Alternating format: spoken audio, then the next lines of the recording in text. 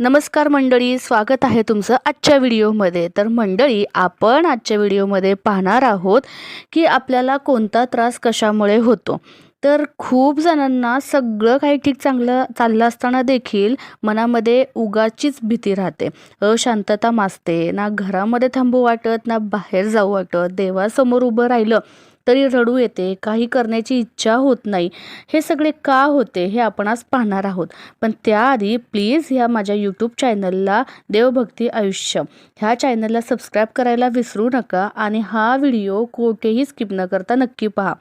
तर मंडळी, या सगळ्या गोष्टी ज्या घडतात त्या आपल्याला काहीतरी संकेत देऊ पाहतात हे मात्र नक्की। याची दोन कारणे आहेत, चांगलं संकेत देखील आहेत, वाईट संकेत देखील आहेत। तर त्यातलं आपण पहिलं जर पाहिलं, जर तुम्हाला पूजा करताना सतत जांभई येते, कितीही जाप केला देवाचा, किती स्मरण केलं तरी कमी वाटतं, देवाकडे पाहत राहावंसं वाटतं, देवाची ओढ लागते, सायंकाळी घरात प्रसन्न वाटतं, देवाकडे काही इच्छा मागताना रडू येते, कधीतरी उगाचच रडतोही आपण, किंवा सगळे चांगली लक्षणे आहेत। तुम्ही खऱ्या अर्थाने देवाबरोबर एकरूप झाला आहात, तुमची मनं देवाबरोबर जुळली गेलेली आहेत, हे त्याचं संकेत आहे। तुमची भक्ती देवाला देखील आवडत आहे हे त्यामागचं खरं कारण आहे। तर अशी भक्ती करत राहा। काही वेळा देव देखील आपली परीक्षा घेतात मंडळी, पण आपण स्वच्छ भावनेने भक्ती सेवा सुरू ठेवायची आहे। कधी कधी काही न मागता देवाची भक्ती करा, त्याने मनाला खूप जास्त समाधान मिळते।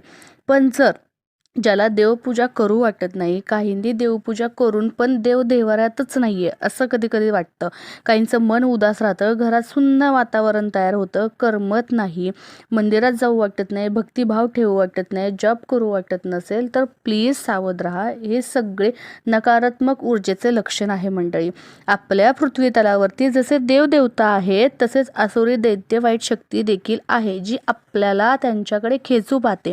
त्यामुळे आपल्याला धार्मिक कामं घरामधली रखडली जातात, मनामध्ये अशांतता वाढत जाते। तुम्ही पहा, घरामध्ये एखादी व्यक्ती जी असेल तुमच्या घरामध्ये, जी रोज देवपूजा करते, काही धार्मिक सेवा करते, देवांची सेवा करते, ती व्यक्ती त्या घरामधून जर काही दिवस बाहेर कुठे गेली तर त्या घरामध्ये करमत नाही। त्याचं कारण त्या घरामध्ये त्या व्यक्तीबरोबर ती देवी शक्ती देखील बाहेर जाते।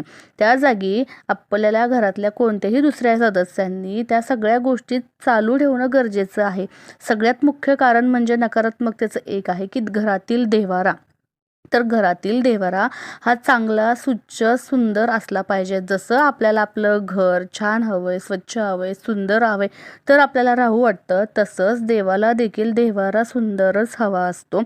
तर आपण सगळ्यात पहिलं देवारा चेक करायचा की कुठे खराब झाला आहे का, कुठे धूळ बसली आहे का, आणि सगळ्यात मेन म्हणजे आपला देवारा जो आहे तो कोणत्या दिशेला आहे, दिशा चुकली आहे का। जसं आपल्याला आपल्या आयुष्यामध्ये जर आपली दिशा चुकली तर आपल्याला योग्य मार्ग सापडत नाही आणि आपलं जीवन बदलतं। तसंच सेम तुम्ही चुकीच्या दिशेला जर देवारा ठेवला मंडळी तर देवाची शक्ती असते, पण कितीही पूजापाठ केला तरी त्याचा प्रभाव जास्त आपल्या घरावर पडत नाही। म्हणून आपण जी सेवा करू ती थेट देवापर्यंत पोहोचली पाहिजे, घरामध्ये सूर्यकिरण आलंच पाहिजे। त्यामुळे जास्तीत जास्त घरातील नकारात्मकता दूर होण्यास मदत होते, घरातील आणि मनातील आळस पूर्णपणे दूर होतो।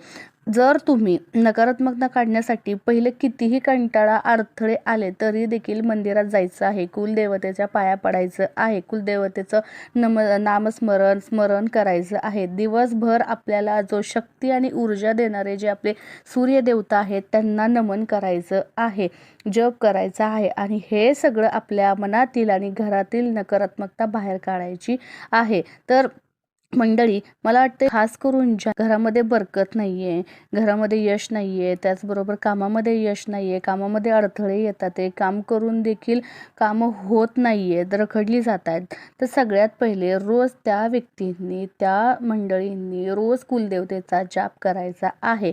त्याचबरोबर गुरुचं पाठबळ आपल्याला सगळ्यांना हवं आहे, त्यासाठी श्री दत्तात्रयान महाराजांना देखील स्मरायचं आहे, त्यांचा जप करायचा आहे। हे सगळं नक्की तुम्ही नित्यनेमाने तुमच्या आयुष्यामध्ये चालू करा, बघा नक्की तुमच्या घरामध्ये आणि तुमच्या मनामध्ये चांगला बदल तुम्हाला नक्की जाणवेल।